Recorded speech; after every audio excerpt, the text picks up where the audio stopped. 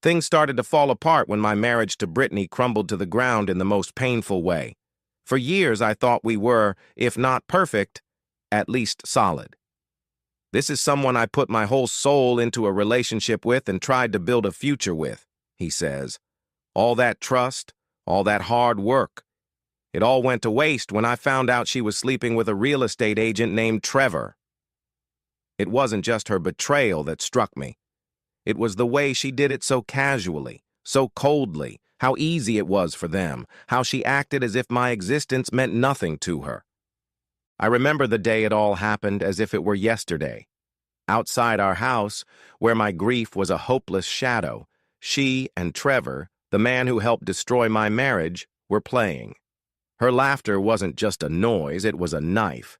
She tossed my belongings into the street like I was an annoying bug. That image, her cheerful smile, the cruel indifference of her gaze, stayed with me for a long time.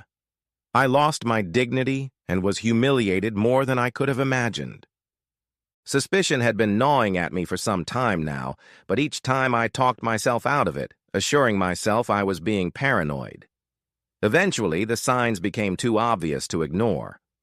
So I started collecting evidence, photos, messages, receipts, anything that could in any way confirm what I already suspected in the back of my mind.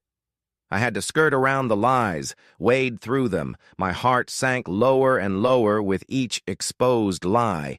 But I wouldn't let my heart be deceived. My mind couldn't live a lie forever. I just needed to see irrefutable proof that she would continue to cheat on me. Not only to get closure, but for my mental health. And then, as if fate wanted a reset too, dramatic changes happened. We did the almost unthinkable and signed a $400 million deal. And it transformed me overnight from a web-browsing chump to a taut pinup in the bedroom, and it also changed my financial compensation. Brittany and Trevor's reception of the news when it came out was simply priceless. Those who mocked me to my face when it all came crashing down could only look on in shock as I emerged from this situation richer and more powerful than ever. But I wasn't done yet. I couldn't just walk away without making her answer for her actions. Brittany committed financial crimes, manipulation and fraud that I didn't see through because of the trust I was blinded by. My legal team and I went forward. We had a strong case, and we pressed charges. It wasn't revenge, it was justice. She was later arrested and charged. All the lies she had built her second life on collapsed, and it was finally clear to the world: money and legal victory. And yet I felt devastated. I had as much money as I ever needed, but something inside me was always breaking and I couldn't deal with it. I went to see a therapist. I never thought I would. But having someone sit there and listen, without judgment, was the starting point that helped me make sense of it all. I lost so much of myself in that marriage. It didn't come easy to me, but the healing began. And I went to the vineyard, out of town, where it was peaceful, where there were no memories of betrayal. I took up a job I loved, learned new skills, and began to build a life of my own. I severed all ties with Brittany and vowed that I would never again let anyone define my worth. One day, at a local market near the vineyard, I met Lena. She wasn't trying too hard, she wasn't overly charming. She was approachable, confident, and sincere. We started chatting easily and then moved on to coffee, dinners, and midnight moonlit walks. Lena didn't see me as a trophy or an ATM. She saw me as the person behind the story. She taught me what love can be when it's not based on control or insecurity. Over time, through therapy and the wonderful people like Lena in my life, I began to finally accept myself. It freed me from having to constantly prove something. After much reflection, I finally realized that I had stopped defining my self-worth by how other people treated me. For the first time in years, I was free to be myself, without flaws or imperfections. When I reflect on this, I struggle to realize who I was. Pain, betrayal, derailment all contributed, but none of them defined me. I've grown stronger and wiser, ready to live in a way that makes me feel worthy, and that's the truth. I don't need anyone's approval anymore. I have found peace, love, and most importantly, myself. I didn't think I could survive the heartache, that the betrayal would leave a scar too deep to heal. But over time, I've come to realize that pain, no matter how severe, is a masterful instructor. It coarsens you, sure, but it also reveals what you're really made of. And I was more than my pain. Living on the vineyard provided me with the isolation I needed. The daily walks through the vines, the smell of the damp earth after a rain, the soft humming of all the living things around me, all gave me a peace I hadn't known in years. I learned to be my own master, to sit alone at lunch and not hate myself, to linger in the silence between words, to wait, to listen.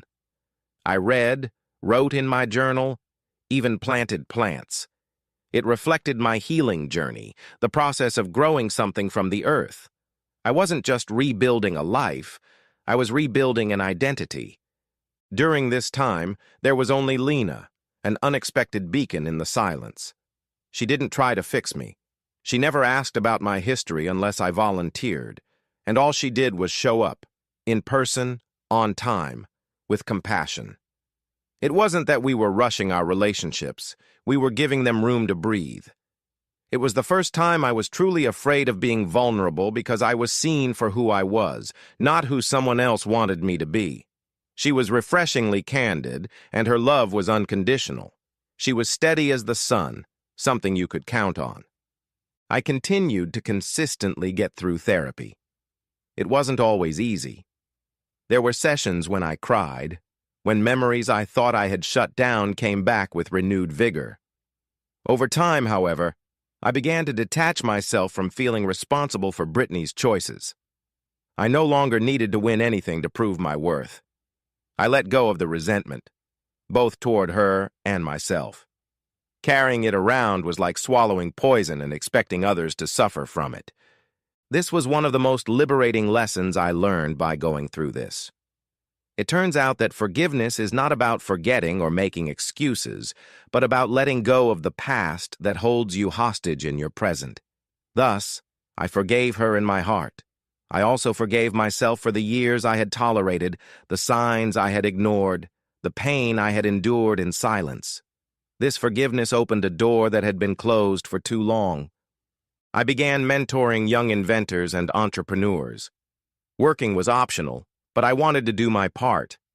Helping others get back on their feet reminded me of who I used to be.